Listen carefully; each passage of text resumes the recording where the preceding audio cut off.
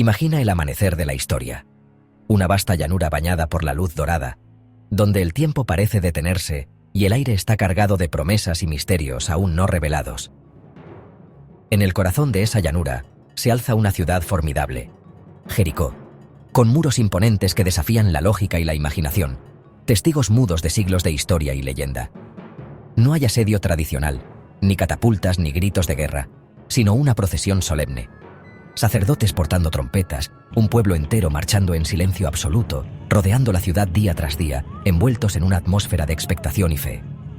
Al séptimo día, el silencio se rompe, trompetas resuenan, un grito colectivo sacude el aire, y los muros inexplicablemente se desploman ante los ojos atónitos de todos. Esta historia, más que un simple milagro, es un relato de fe inquebrantable y poder colectivo, de una nación naciente enfrentando lo imposible y encontrando su identidad en el crisol de la adversidad.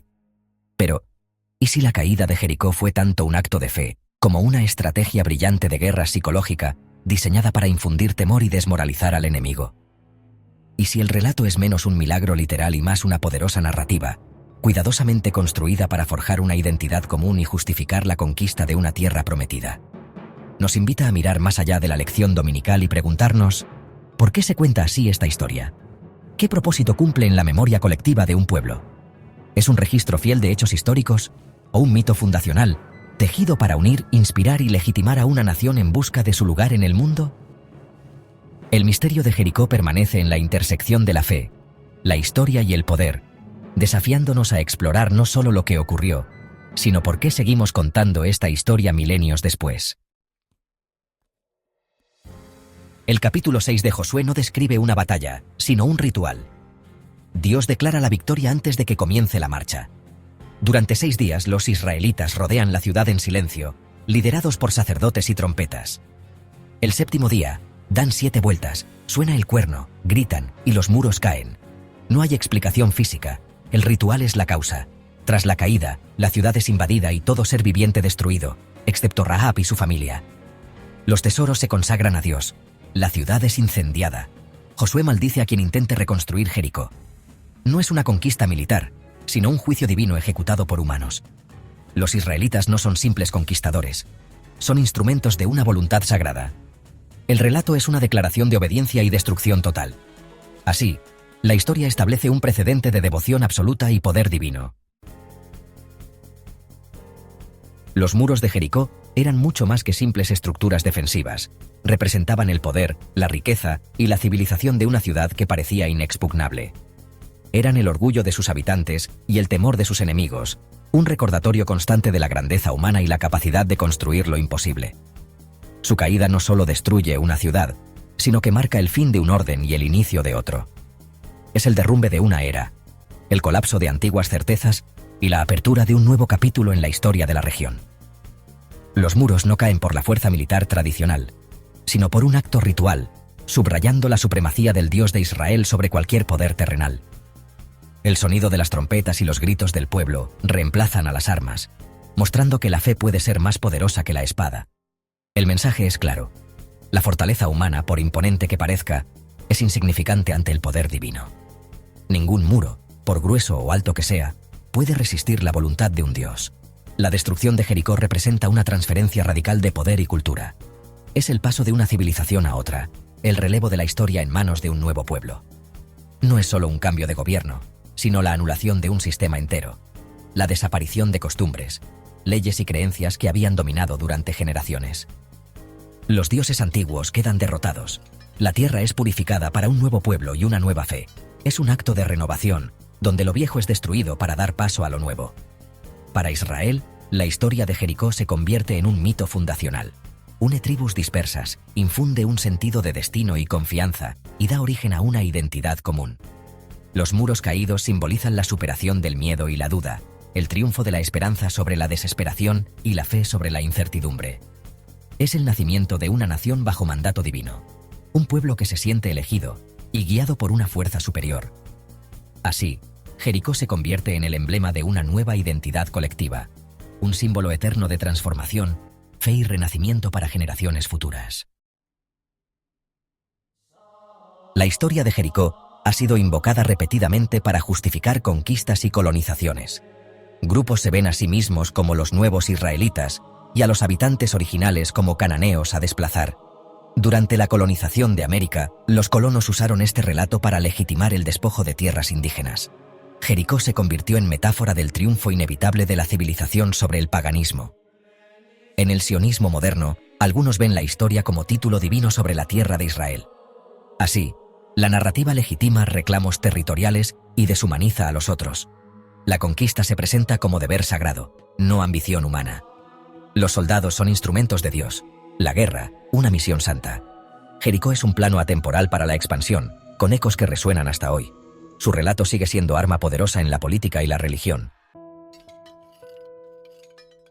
La guerra divina no es exclusiva de Israel, es un patrón común en el antiguo Cercano Oriente. Desde los albores de la civilización, los pueblos de la región han vinculado la guerra con lo sagrado, viendo en cada conflicto una manifestación de la voluntad divina.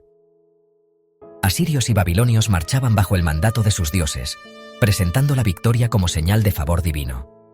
Los ejércitos no solo luchaban por territorio, sino para demostrar que su dios era el más poderoso, capaz de someter a los enemigos y proteger a su pueblo. Los reyes eran vistos como agentes de los dioses, intermediarios entre el cielo y la tierra. La destrucción de ciudades enemigas era interpretada como castigo justo, una muestra de justicia divina ejecutada por manos humanas.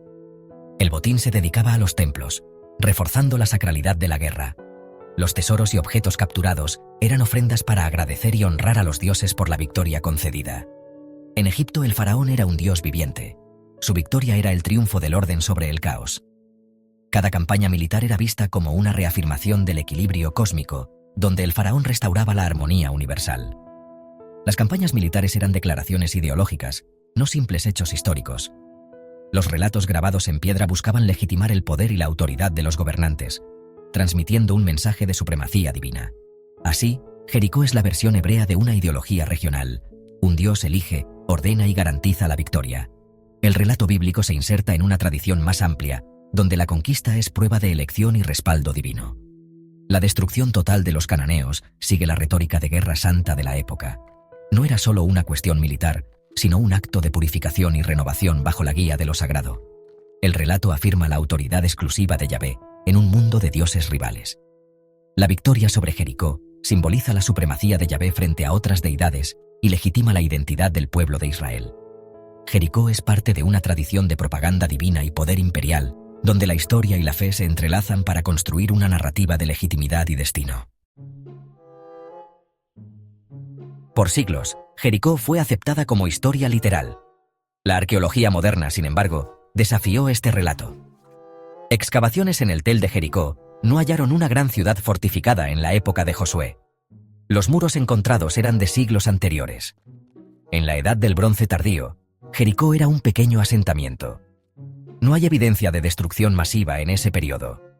La ausencia de pruebas físicas llevó a una reevaluación. ¿Es la historia un mito etiológico? Quizás los israelitas vieron ruinas antiguas y crearon un relato heroico para explicar su origen. El foco se desplaza de la arqueología a la función literaria y teológica del texto. Jericó es más una historia de identidad que un registro de hechos. Así, la búsqueda de la ciudad de Josué revela más sobre la construcción de la memoria colectiva. Jericó es una obra maestra de narrativa psicológica diseñada para moldear la mente colectiva. Ofrece a los israelitas una respuesta a sus miedos ante culturas poderosas. El ritual de marchar en silencio y gritar juntos forja unidad y disciplina. Transforma individuos en un pueblo cohesionado, listo para enfrentar lo imposible. El grito es catarsis y afirmación de destino. Para los habitantes de Jericó, la procesión silenciosa es terror psicológico, una amenaza inexplicable. La historia sugiere que los muros cayeron primero en la mente de los defensores. Enseña que la victoria depende de la fe y la obediencia, no de la fuerza. Este mensaje fue crucial para la supervivencia de Israel. La cosmovisión resultante permitió interpretar derrotas como fallos de fe, no de Dios. Jericó es una herramienta para construir nación desde adentro.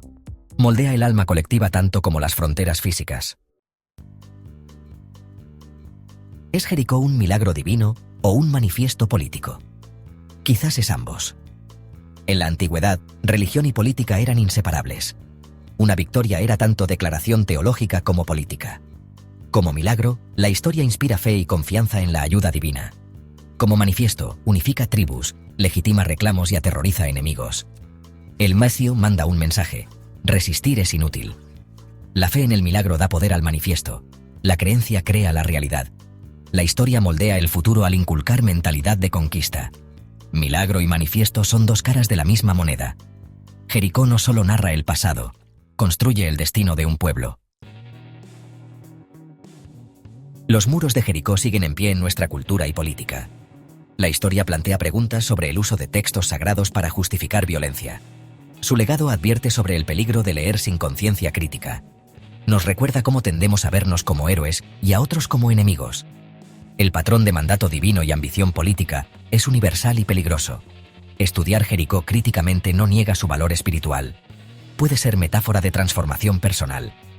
El reto es equilibrar su poder literario y su potencial de mal uso. Jericó es un espejo. Refleja tanto el mundo antiguo como el nuestro. Nos obliga a cuestionar los muros que construimos hoy y los relatos que los justifican. Sus ecos nos llaman a escuchar, cuestionar y entender cómo las historias antiguas siguen moldeando nuestro presente.